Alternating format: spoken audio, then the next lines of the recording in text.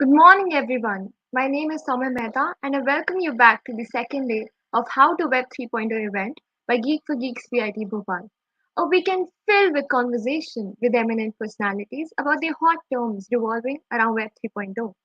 With day one being a success, we have already learned a great deal about crypto and metaverse.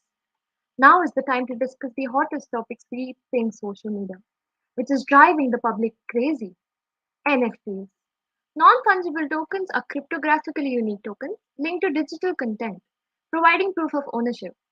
This sector is not only the fastest growing within the crypto industry, but has also captured the attention of the world of digital art. The growth in NFTs in 2021 itself was a staggering 1500%. But all these theoretical definitions that I found in the internet aren't the real deal, are they? Isn't it time that we had some professionals on board to help us out here? For that, it would be an honor to introduce Mr. Tejas Chopra. He's a senior software engineer working on Netflix Drive with expertise and interest in building on premise and cloud native distributed systems at scale. Additionally, he's well versed in object oriented design, multi threaded distributed systems, and scaling infrastructure to handle hundreds of thousands of concurrent requests and data. Also, Tejas is a TEDx speaker and an international keynote speaker. We are thrilled to have you here with us.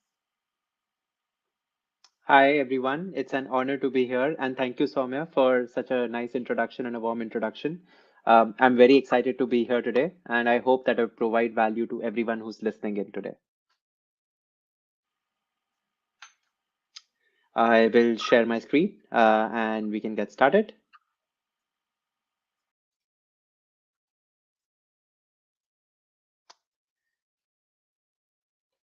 So, hello again. Today, I will try to demystify non-fungible tokens and explore what this exactly means today. Um, this is the agenda for the talk today. We'll go over an introduction of what NFTs are, why are NFTs picking up pace today, and some examples of NFTs around us. Finally, we'll get into how to create an NFT and then my take on NFTs. So, I'm a senior software engineer at Netflix, and what I do is Netflix not just streams movies, it also makes movies. And when you make a movie, there are a lot of parts to a movie making process. Artists have to go to a production site and work on the visual effects, animation for a movie. But all of us are in a pandemic. So we are working from our homes and the artists are working from their homes. So how do you provide them the same kind of an experience by building an infrastructure on cloud that can allow them to continue to work and delight the customers? That's what I work on. I've also worked previously in companies such as Box, Datrium, Samsung, Apple, and my interests lie in the field of blockchain and AI. A fun fact is, I actually purchased some bitcoins in the year 2013 and I sold them in 2016 to pay rent. So I am one of those people who actually regrets a lot on that particular aspect of my life.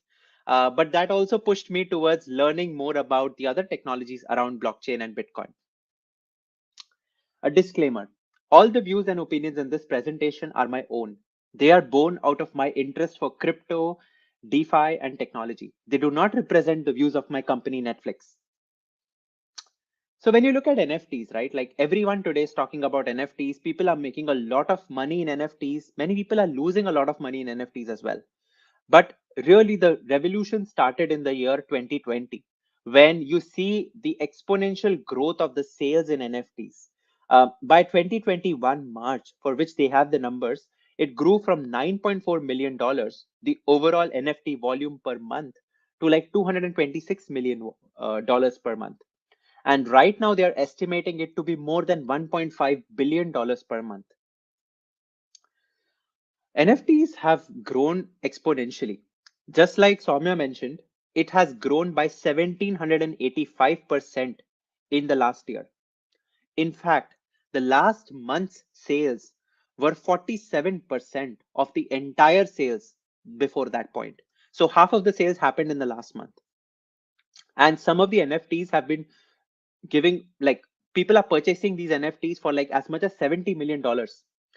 OpenSea is a platform where you can create NFTs, buy NFTs, sell NFTs. And it had sales of $5 million in January. But by April in 2021, it reached $100 million. And right now, the prediction is that it's doing more than $700 million at this point. In fact, if you look at the Google search analysis for the term NFTs and compare it with the term of blockchain, it has, if you can see here, in 2021, after January, it just peaked. This is the point where the NFT of $70 million was sold. So, what exactly was the $70 million NFT? Let me just spend some time on it. It was called Beeple's 5,000 Days. And this was the painting, the digital art that someone purchased for $70 million. What exactly is this? It's actually, if you look closely, there are small squares here, and each square here represents a day in the life of this artist who goes by the name Beeple. So every day he used to wake up and like draw this one square. And these are a collection of 5,000 squares. So he has in fact drawn 5,000 days of his life here, which is 13 years roughly. And someone asked the person who purchased this, like, why would you spend so much money purchasing this? And they said that this actually shows people's journey as an artist. Like, if you look at the colors here, they have changed. He has changed from more like primary colors to mixing the colors towards the end. And the juxtaposition was very interesting. Now you may wonder, you could just right click and save it. Sure, that's what half of the world thinks about NFTs, that why would you want to purchase it? But it is the same thing as if you go to the Mona Lisa, you click a picture of the Mona Lisa. Does that mean you have the Mona Lisa or you don't have the Mona Lisa? So it's the same kind of a logic that many people struggle with. And I'll try to throw some light on what makes NFTs unique and why is there some value in this. So what exactly are NFTs? So NFTs are non-fungible tokens. Fungible means that you can replace one thing for an exact amount of the other thing. For example, if you have a dollar in your hand, in your left hand, and you have a dollar in your right hand, they are both indistinguishable. They do not have any distinct property about them other than their price value. So those are fungible tokens. By non-fungible, it implies that each thing is unique. It is like a fingerprint, which is very unique to a person. So it is defined by its own unique properties. The Mona Lisa is non-fungible. Your website, booking.com, for example, is non-fungible. Your email address is non-fungible. So non-fungible tokens really represent ownership of unique items. The, the thing about non-fungible tokens is there can only be one official owner at a time. And the way NFTs are designed today is that these NFTs are secured by blockchain. Now, just to step back, a blockchain is a chain of blocks, and each block contains transactions. So, for example, let's say you go to a store and you swipe your credit card. That's a transaction. And that transaction today is taken care of by Visa. Visa actually processes 65,000 transactions per second. Now, the thought behind blockchain is that Visa is still a centralized company. But what if there was a decentralized system in the world where everyone had computers that could run these transactions? The advantage would be it'll scale because there can be millions of transactions per second and there is no one central owner. So it'll be cheaper. And that's the idea behind blockchain. So blockchain will store transactions. And the thought was that the ownership of the non-fungible tokens is a transaction because every time you only have a single owner. So that can be secured by the blockchain. Now, what exactly can the blockchain secure today in NFTs? It can secure not just art like the Mona Lisa, but it can also secure a house. For example, today I purchased a house here. So this house comes with a deed. Your car, when you purchase it, it comes with a purchase agreement and a deed. Now, those can be made into non-fungible tokens and secured on the blockchain. And once put on the blockchain, no one can change it. You may think that why is this important, right?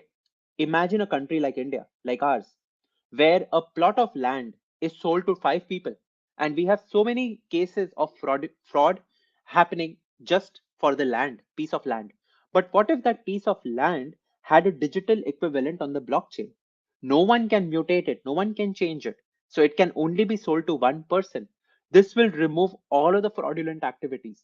And people that spend their life's savings to purchase a plot of land will actually fall back to the blockchain to confirm it. So that's a very good example of where NFTs and the blockchain can really help a country. Why would someone want to make NFTs and why are NFTs picking up right now? Really, the idea is everything is becoming digital and there is a need to replicate the concepts of the physical world, such as scarcity, uniqueness, and proof of ownership. And digital assets today work only in the context of their product. For example, let's say you have a credit card and you swipe a credit card, you get some points for credit card swiping. Now, those points can only be utilized by all the options that the credit card company sells or gives you. But let's say you want to use them for something external to that credit card company's options. There is no way to do that today. But with the Internet of Assets, you can actually do that with the blockchain. So that's picking up today. The other aspect is creators, people that create art, that create any content on social media. Today, they actually, when they sell something or when they have their creation on Facebook or Instagram or Spotify or other applications, 80% of the revenue goes to these apps. Only the remaining 20% is made by the actual creator. So they are, whenever you view someone's painting or whenever you are actually listening to someone's song, you are paying the platform and not the creator. And that's the problem today. Creators can also retain ownership rights over their work. They can also claim royalties directly versus the platform retaining majority of the profits from the sale. So that is um, the Internet of Assets, and that's the need of NFTs today. And here is a picture of one of the first NFTs that was actually made back in, I believe, 2017 or 2018. So how do NFTs work? Really? NFTs have special properties. Each token, so if you step back, right, let's say that you are sharing a picture on Facebook. And let's say you go to the Eiffel Tower or the Taj Mahal and you actually share a picture of it. The way NFTs will work is that's a digital picture, but there will be an equivalent transaction on the blockchain that will contain the fingerprint of that digital picture. So it's already on the blockchain. So each token that is minted on the blockchain has a unique identifier. It is not interchangeable with other tokens, and each token has an owner and is easily verifiable. In other words, if you own an NFT, you can easily prove that you own it. No one can manipulate it in any way. You can sell it. And in some cases, it will actually earn the original creator some royalties as well. Or you can hold it forever, knowing that your asset is secured by your wallet in Ethereum or other blockchains. If you create an NFT, like creating an NFT is like, either putting up your picture or putting any form of digital content. And we'll get into that as well in this presentation. You can easily prove that you're the creator. You can determine the scarcity of the NFT also. Like, should there be 100 copies of that image that I've created, or should there be just a single copy? You can earn royalties every time it is sold, and you can sell it on any NFT marketplace. What NFTs can do is it can maximize the earnings for the creator. And like I said, when an artist publishes any work on a social network, it makes money for the platform. In NFTs, the ownership is not handed over to the platform, it is actually baked into the content. And uh, like I said, again, some creators actually put royalties in the NFTs, which means that every time someone sells an NFT, the original creator will make money, like 2% or 5% or 8%. So now coming to what are some of the examples of NFTs? And I get this question a lot, like what can be made into an NFT? It really is anything you can see on your computer. So like I said, Beeple's 5,000 Days was a digital art that he created. And he got a price of 69 million. And the buyer was MetaCoin. But there are crypto punks, and crypto punk is nothing but, as you can see, just an image of a punk here. And this was sold for like $7 million. Jack Dorsey, the founder of Twitter, sold his first tweet for $3 million. People are buying virtual land. Decentraland is very well known for it, for 2 million, $3 million. And as you can see here, crypto punks are again sold for a lot.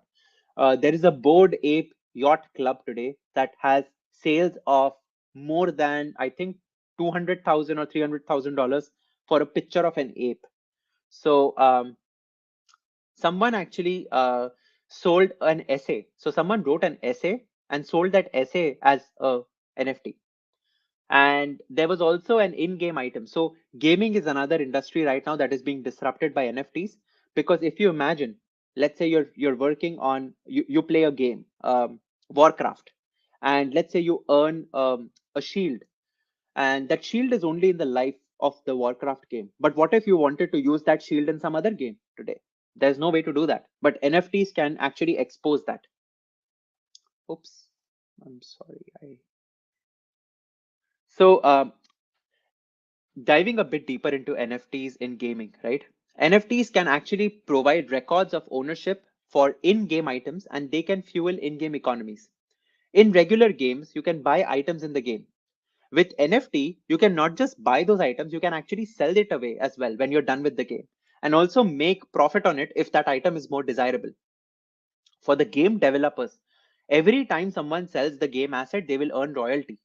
And the other thing is, you will actually grind for some items in a game. And let's say the game gets discontinued in the future, but those items can still outlive the game.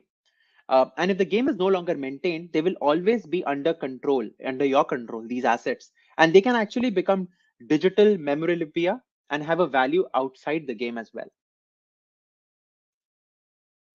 Now, what are some examples of unique NFTs that I have seen? Like I said, people are selling virtual land in decentralized sandbox. They allow you to hold virtual land as NFTs. And when you own a virtual land, you can actually build conference centers, art galleries, and as more people buy and build near your land value appreciates, and then you can sell it. This is similar to what happens in the physical world as well. Sports. So NBA Top Shots, which has generated more than $100 million in sale, is nothing but a collection of the top shots in NBA, which is a basketball league here.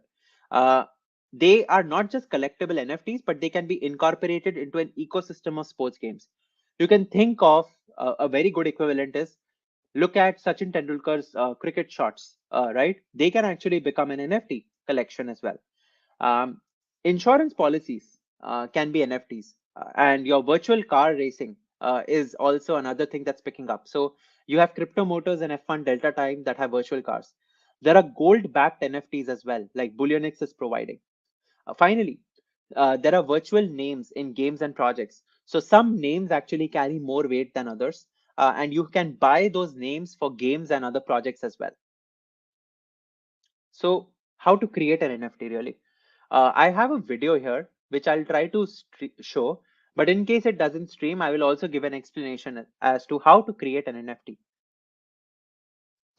In this session, So we are using MetaMask here. I believe you folks probably would have read about MetaMask, but what MetaMask does is it allows you to create a wallet on the browser. And you always need a wallet to do any transaction. It's the same thing as physical world, right? You carry your credit card in your wallet. This is a digital wallet. It'll have money that you put in, and that money can be used to buy NFTs.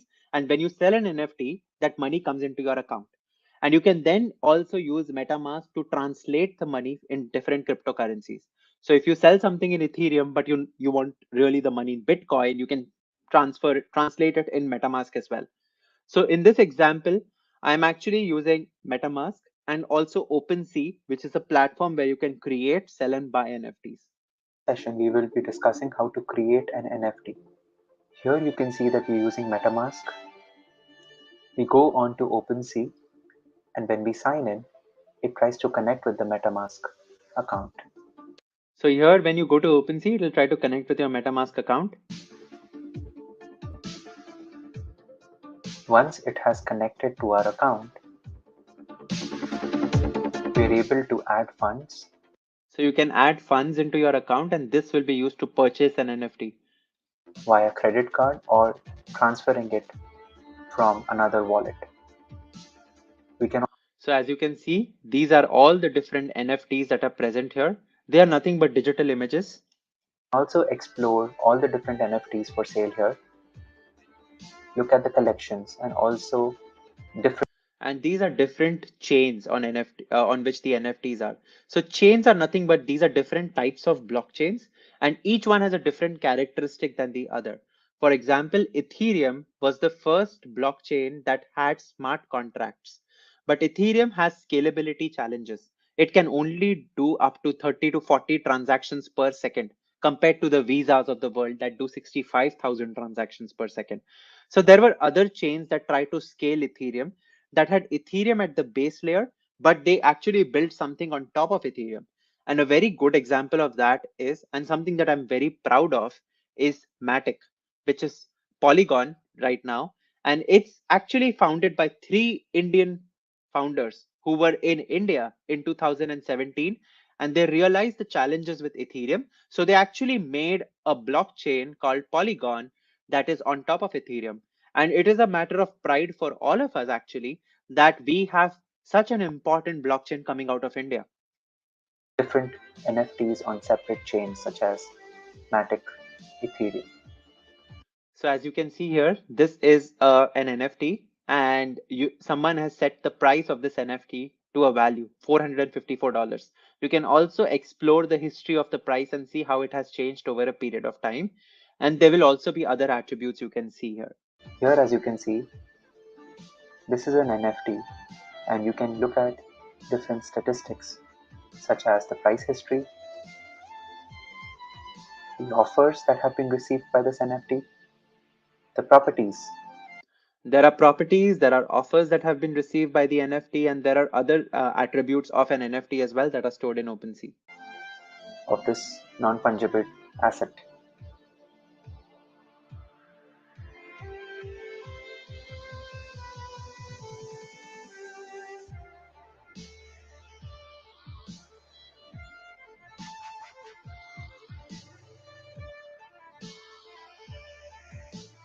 And finally, you can make an offer. Let us now go ahead and create Let us now try to create an NFT and see how the process is. our own NFT here. So you first create your own collection and then you add an NFT to it. We have to first create our collection and add our different assets into this collection. And sorry, I'm not being narcissist here, but I just put my own photo here for the NFT just to give an example, but you can really put anything.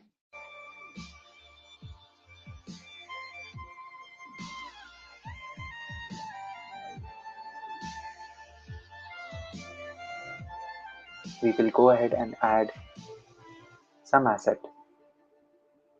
And for this example, I will just use the same image again.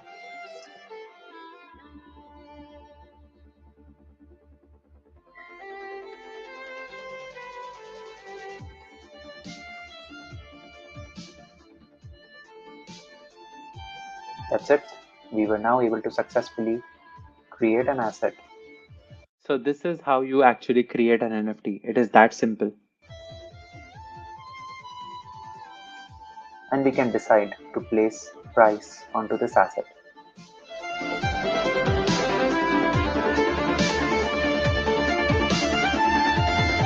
And you can set the price for this.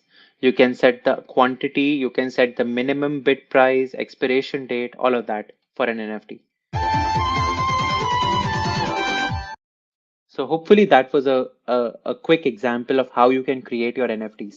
In this, So finally, coming to the last part of my presentation today, my take on NFTs. So people always complain that, Bitcoin takes up a lot of energy and, it's not good for the environment. And then I tried to research some more on this claim. And I saw that if you compare it with the traditional networks that it is trying to disrupt, such as our banking system or the gold, the terawatt hours per year of energy usage of the Bitcoin is much lower than that of gold and the banking system. Of course, Bitcoin is proof of work. And just for folks that may be interested in knowing what this even means, is when you have a blockchain and you have transactions coming in, right? There are a lot of people that can have fake transactions created as well. So every transaction that comes in has to be validated. And the way it is validated is there are several ways of validating a transaction. The way Bitcoin first came out was called proof of work. What that means is a lot of computers around the world have to actually solve a puzzle. And when they are able to successfully solve a puzzle, they can actually get the right to validate that transaction. And many computers compete for solving that puzzle. And once they have done that, as a reward, they get a Bitcoin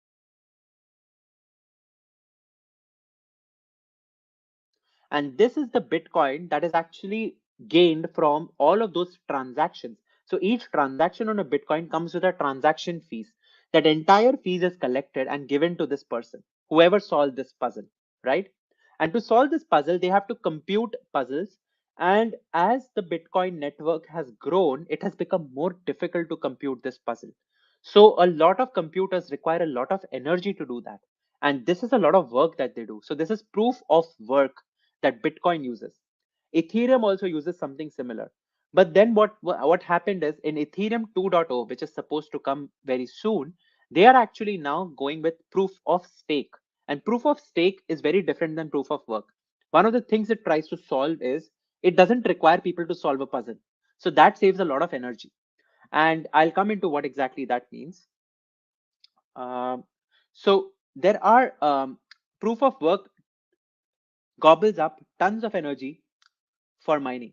And it actually, Ethereum, like I said, used to rely on proof of work. But with Ethereum 2.0, it is moving to proof of stake.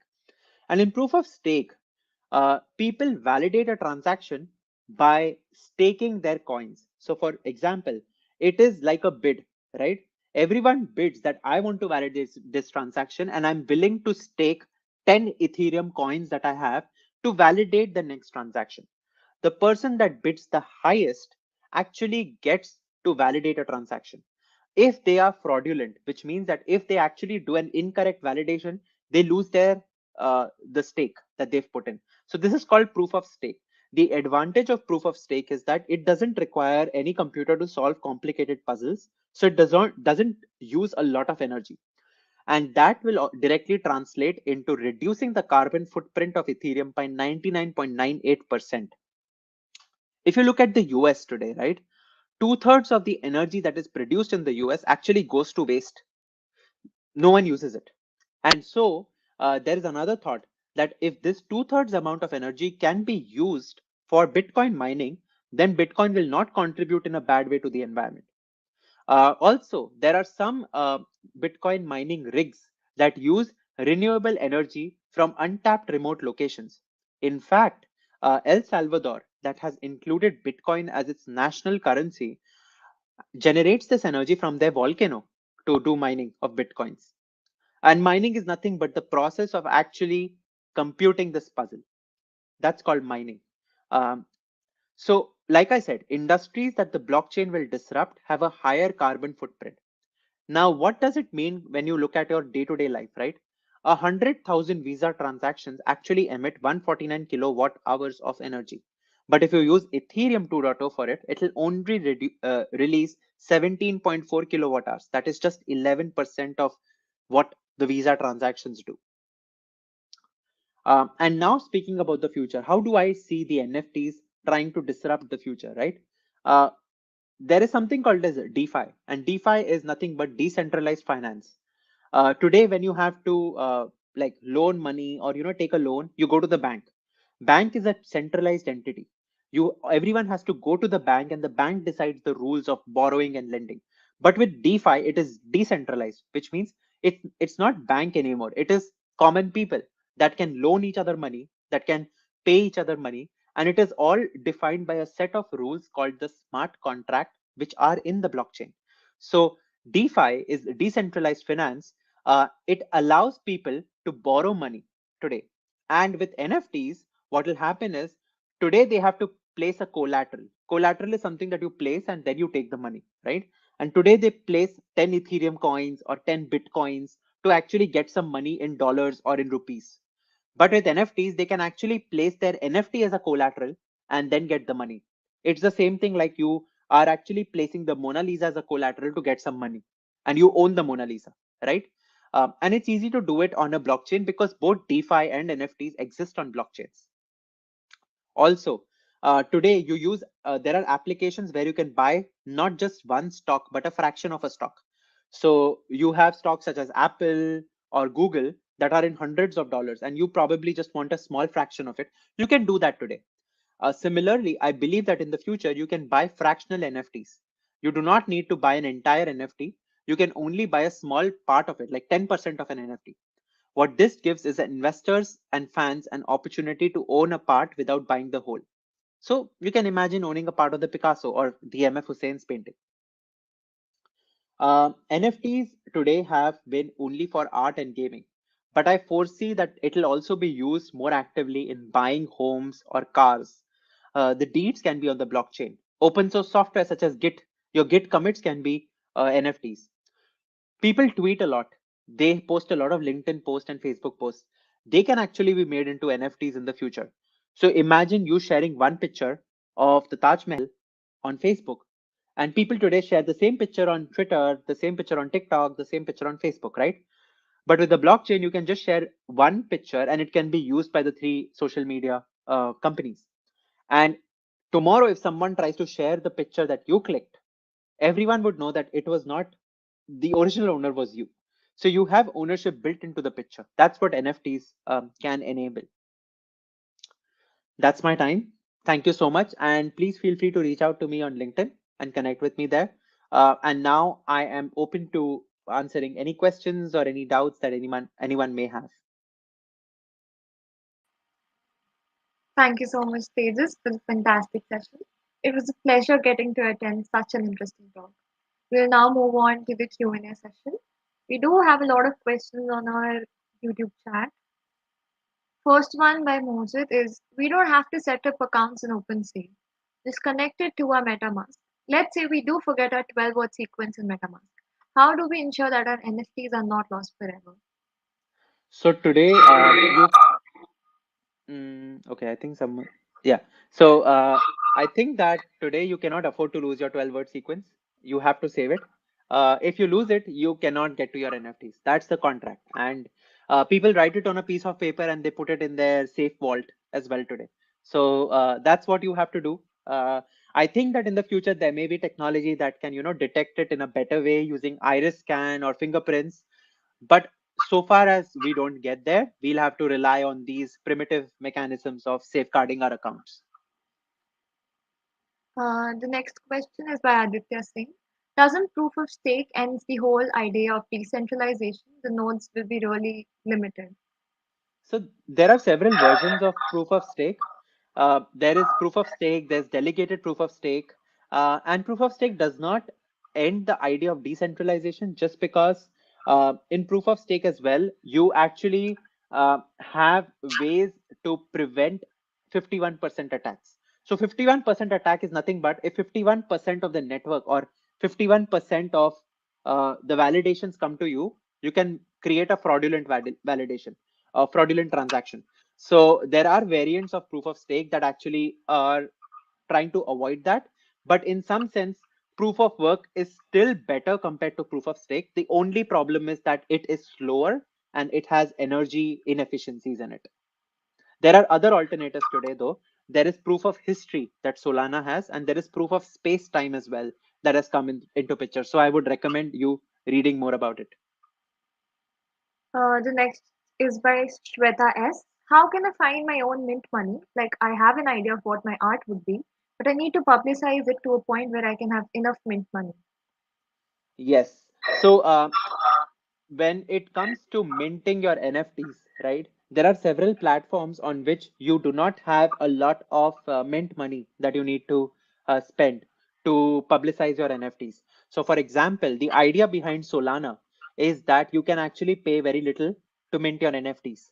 And for OpenSea, I think at least up until some point, they allowed you to freely list an NFT. You did not have to mint any money.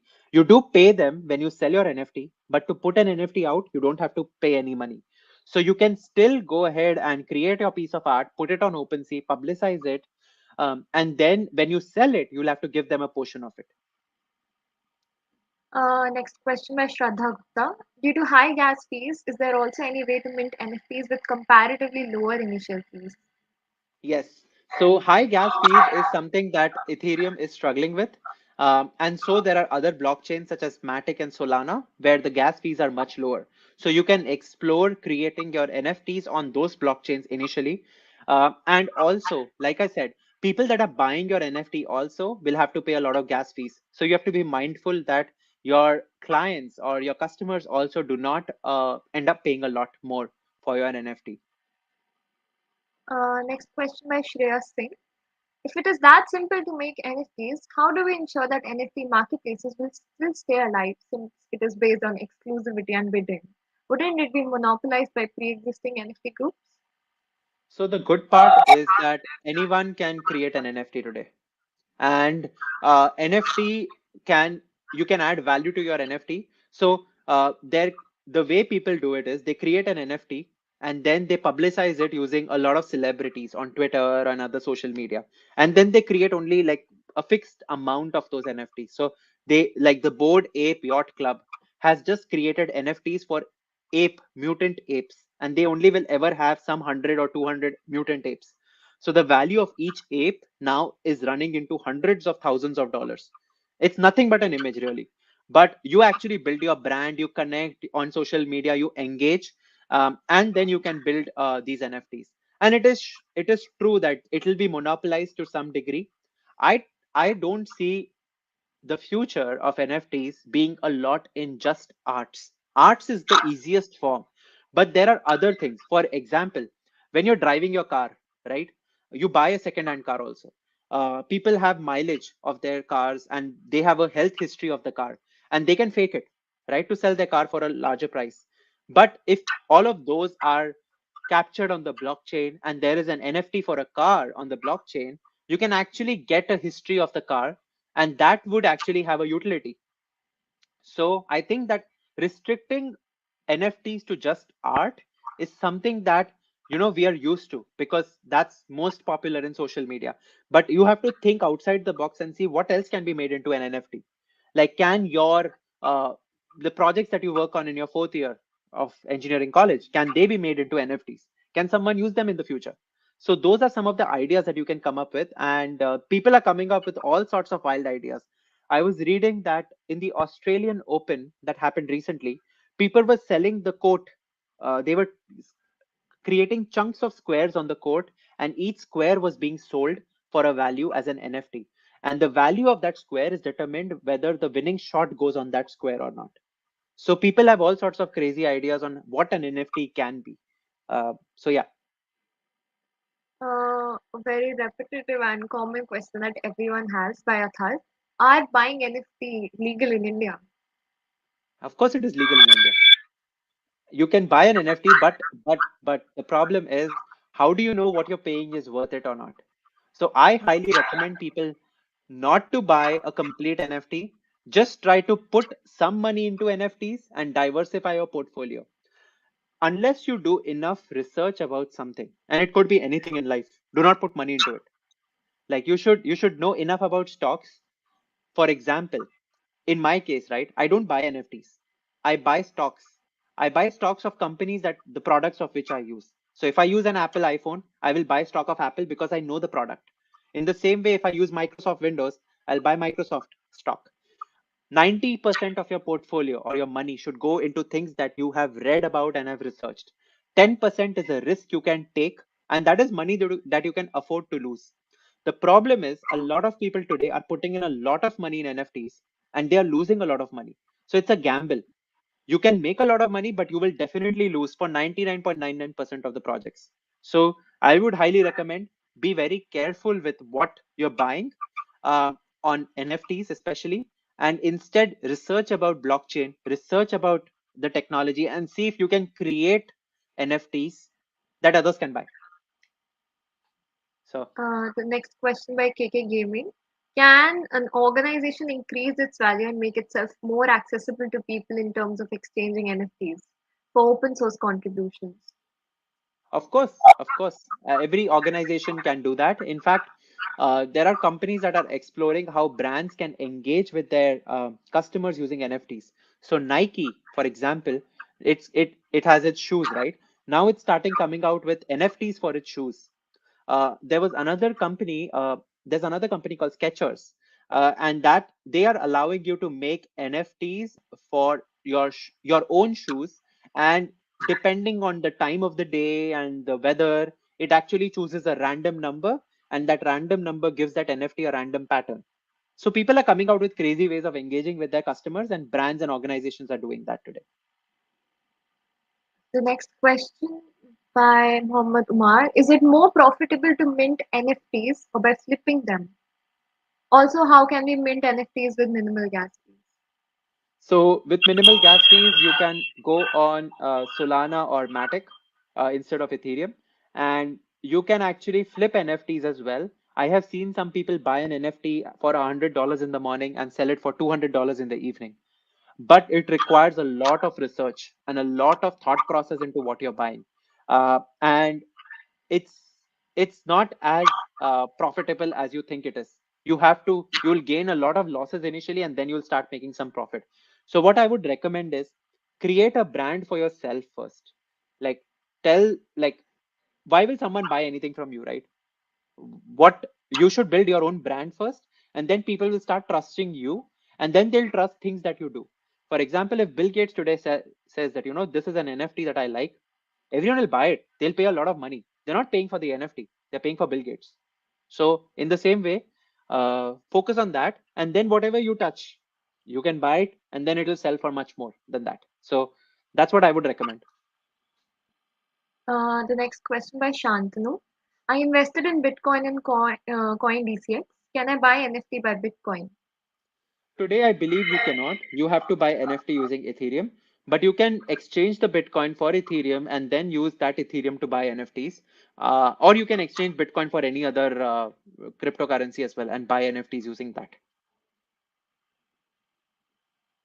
Next question: do you see NFTs replacing all kinds of contracts, including offer letters and jobs? You have to understand that actually that's a good idea. Whoever asked this question has a good idea there. Um, the thing is that sometimes we have a tendency of retrofitting Bitcoin into everything. There are some things that do not really need a Bitcoin, really. They are happy. They do not need a blockchain. They are happy the way they are. Uh, with offer letters for jobs, it's an interesting thing because a lot of people can, fake that they've got offers or offer letters. And so putting them on the blockchain will remove that. But that's a very small subset. Would you like to have the blockchain and people solving puzzles on their computers to solve this niche problem? It depends on the market. Maybe there's a market in the future for this. So the answer is technically yes, it is possible. But whether or not practically it will be done is something we can see. Next question by Aditya Singh: how long till Netflix videos will be NFT, and can you have a share in it? Since Of the course. videos still generate revenue after many years of their release. Yes. So today Netflix is not into NFTs, but I do imagine a future where maybe all of this video content could be NFTs. You can actually own, and not just Netflix videos. Imagine, and I'm a big fan of cricket, so I'll use those idioms and phrases here. But I was a kid when Sachin Tendulkar was in Sharjah hitting Shane Warne out of the park, right? I would love to own the NFT of that cricket match in Sharjah in 1998 April, if I remember correctly. And I don't know if many of you were born at that point or not, but it was, as a kid growing up, it was magic to see a player of an Indian player hit a bowler out of the park. And so I would love to own that NFT, and I see that in the future, the owners of this, like Star Sports or whoever that was, right? They'll probably come out with NFTs for this video, and I would bid on it. So I do see that there will be uh, bids on such NFTs. There's a company called Moment. It's a South African based company. It allows you to buy videos uh, as NFTs. So for anyone who's interested in doing that. The next question by Vidit Sharma: can your NFTs be sold off illegally in online black markets? For example, maybe in the form of a screenshot or an NFT site exploitation. If yes, shouldn't we focus on secure nature of our NFTs? So the best part about NFTs is that the ownership is built into NFTs. No one can fake it. So if you are taking a screenshot of an NFT and trying to sell it, the person who's buying it can easily know that it's not your NFT and it's a screenshot. So they will not purchase it from you. So it is in some way security is built into the NFT. And yes, we should focus on not just the secure nature of NFTs, but the tooling and the infrastructure around it to prevent people from buying fake NFTs, giving them validation that this NFT actually belongs to the person who's selling it. And I'm sure that OpenSea, Rarible, and other companies are working on it today. Next question by Ashif. Let's say we make an NFT using movie characters. Will we have to pay royalties to the actors or the production company since they have copyrights on it? Yes, you would have to pay. It's the same thing like you use a song of an old movie in your movie, right? You have to reach out to the original creators. The best way would be to engage with them to make them a partner, and you can then sell these NFTs. So I just saw that Yuvraj Singh and Sunil Gavaskar, and I'm sorry, I'm using cricket again. They are actually having their own NFTs as well. So Sunil Gavaskar is having his own website of NFTs for his shots. So, in the same way, I'm sure Amitabh Bachchan will follow suit. Shah Rukh Khan will do it as well, and others as well. Ayushmann Khurrana and all those people. So, Next question by Ashutosh Kumar. Can I change the price of my NFT? of course, of course, you can always change the price of your NFT.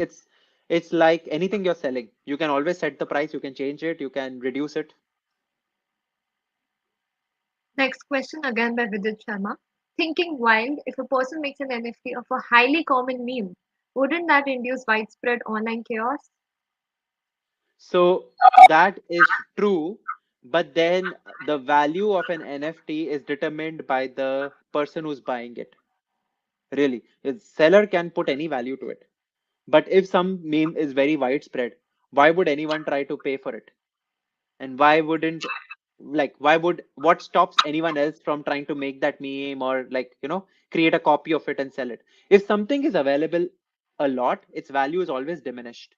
Uh, with fruits as well, right? Some banana, for example, right? It grows in every season. That's why its value is very little.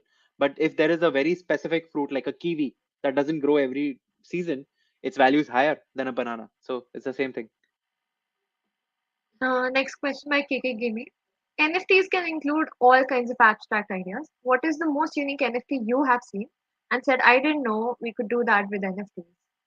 Yeah, for me, it was the Australian Open, right? Like, imagining that the Australian Open court can be made into squares and tiles of NFTs, and you can place a bid on that NFT that the winning shot from Federer or Nadal, or I don't know if Djokovic eventually played there or not, but anyway, lands on that square or not. So that was very unique to me. And I'm sure that tomorrow people will sell land on Mars as NFTs as well, land on the moon as NFTs as well. So people are crazy. People do all sorts of things. But there is a market for buyers. And so anything is only as good as what the buyer determines. Then, uh, I guess we are done with the question. Half of the questions we had taken in the form you had already answered in your presentation. Oh, okay. I am glad. I really hope that it was a good session and people learned something. But the only one takeaway I would say is there is no shortcut to getting rich. You have to have data to get rich. You have to do your research to get rich.